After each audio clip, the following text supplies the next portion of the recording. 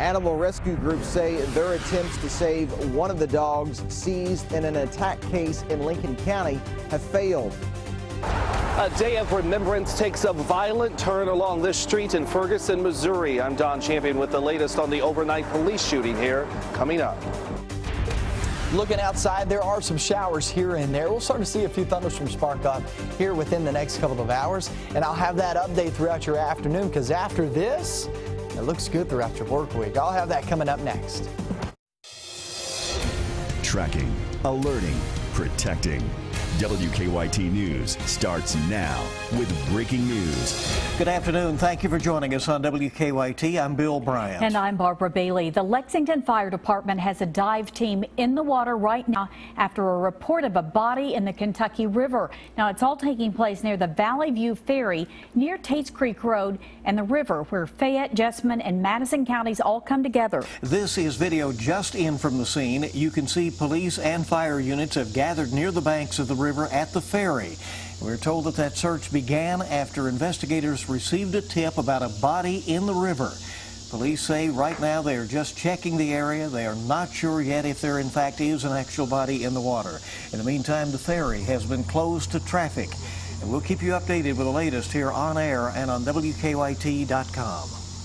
Animal advocates say their attempts to save one of the dogs seized in a high-profile attack have failed. 7 dogs were placed at the Lincoln County Animal Shelter after the July 27th attack that left a woman with severe injuries. WKYT's Phil Pendleton spoke with a rescue group who claims one of those dogs was not violent. He has more on how they tried to save that dog this morning in our top story at noon. Phil?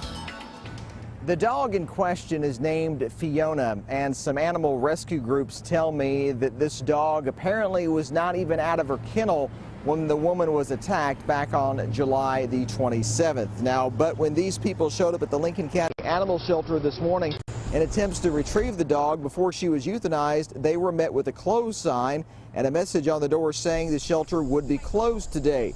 Furthermore, they say they were told Fiona was already dead. They say this dog had recently delivered a litter of puppies. Had never left the kennel. She was in a secured kennel. She is obese. She has a thyroid condition and can barely walk. And so the animal groups tell me that all the dogs that were owned by Chris Pope have all now been put down. We tried to get a comment from the Lincoln County Judge Executive this morning. He said he would have no comment. In Lincoln County, Phil Pendleton, WKYT. All right, Phil, thank you. The owner of the dogs, Chris Pope, is due in court this afternoon. Last week, Danville police told us they had filed additional charges on him, but that also his whereabouts is unknown. Well, the work week is off to a soggy start. Most of us will see some rain, maybe even hear a few rumbles of thunder. WKYT meteorologist Micah Harris is live in our First Alert Weather Center now, tracking when that wet weather will be moving in. Micah? Well, we have a couple of spotty showers and a couple of rumbles of thunder outside. I think the rumbles of thunder are down toward the south, spotty showers, central, northern zones. Some are seeing those, some are not. Let's get right into the thunderstorm action. It's down south over Lake Cumberland region. Now, that's pretty heavy downpours as it rolls right through Lake Cumberland across 127. Russell Springs getting in on the mix, and so is Columbia. Starting to see a little rain, and you got a little bit more back towards your west, so heads up. Another 30, 45 minutes. Rolls right through you. Somerset, Monticello. Looks like if you go into the Stearns community, that's where you'll be seeing some here within the hour. And right now across Kentucky, upper 70s, lower 80s. We'll finish off in the mid 80s as we get into the afternoon with those spotty thunderstorms here and there. Now, after today, it's kind of ugly today. Let's just go ahead and throw that out there. But after today, it looks much better. I mean, we dropped those temperatures big time. I'll show you those numbers. And also, we get rid of the rain. I'll show you when all that happens in just about 10 minutes.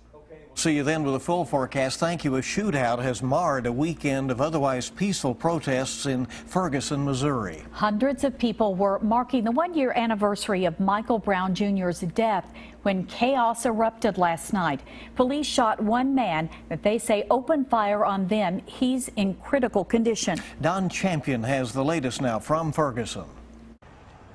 Crime scene tape marks the area where investigators are looking for shell casings following a gun battle overnight in Ferguson, Missouri. The gunfire erupted between two small groups as interim police chief Andre Anderson was being interviewed down the street. Panicked bystanders took cover behind cars and buildings. Police say up to 50 shots were fired.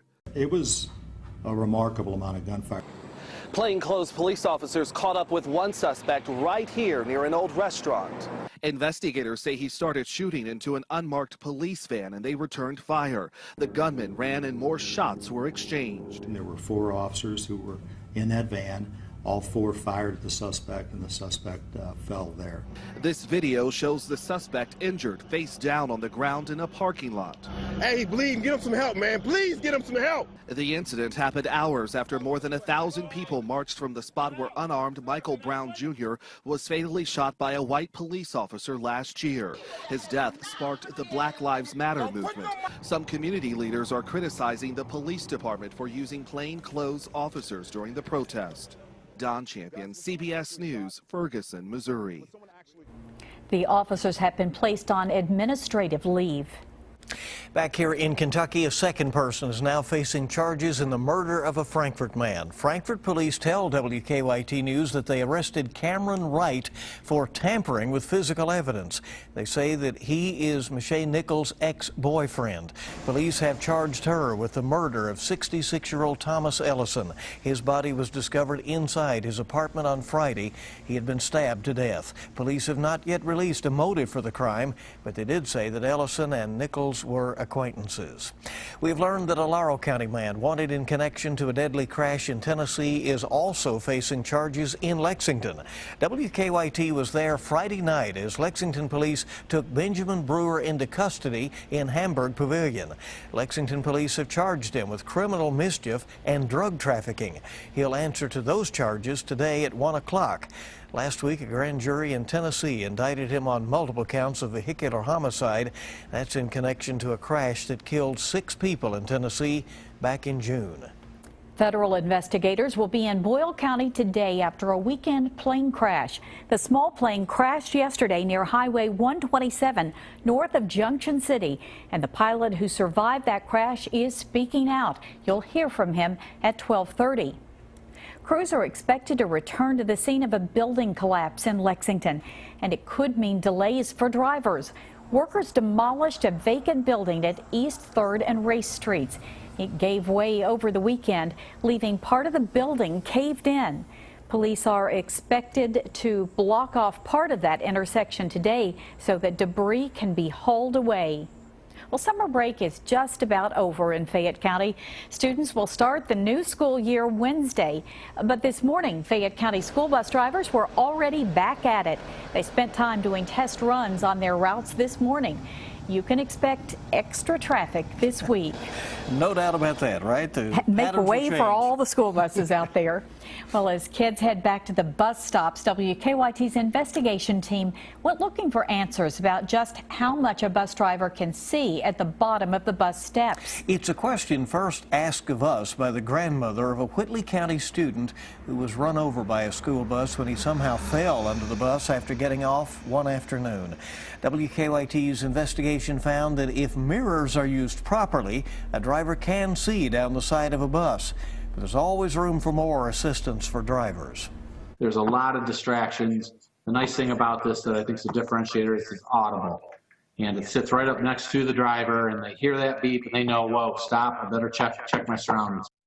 Tonight at 6 on WKYT, we'll show you a new tool being used in some states to make school buses safer. And we'll see if Kentucky will be getting on board with that. Contaminated water is flowing through a Colorado river this midday, and the government is taking blame for the leak. What they say happened next. Also, Target wants to take gender off the shelves, so to speak. More on the big changes coming to a store near you. Ahead on WKYT News at noon.